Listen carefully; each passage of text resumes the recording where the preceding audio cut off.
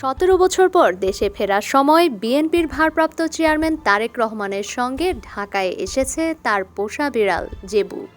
বৃহস্পতিবার সকাল ১১টা ৪০ বিমান বাংলাদেশ এয়ারলাইন্সের একটি ফ্লাইটে তিনি হজরত শাহজালাল আন্তর্জাতিক বিমানবন্দরে অবতরণ করেন। বিমানবন্দর সূত্র জানায়, জেবুকে একটি বিশেষ খাঁচায় করে আনা হয়। বিমান থেকে নামানোর পর বিড়ালটিকে তারেক রহমানের পরিবারের সদস্যদের কাছে হস্তান্তর করা হয়।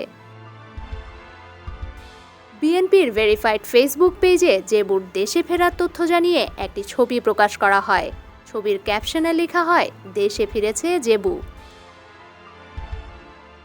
এর আগে সামাজিক যোগাযোগ মাধ্যমে তারেক রহমানের সঙ্গে জেবুর খুনসুটির ছবি ভাইরাল হয়। এ বিষয়ে তারেক রহমান বলেন, বিড়ালটি আমার মেয়ের, এখন অবশ্য সবারই হয়ে গেছে, আমরা সবাই ওকে আদর করি। ডেস্ক রিপোর্ট, সমকাল।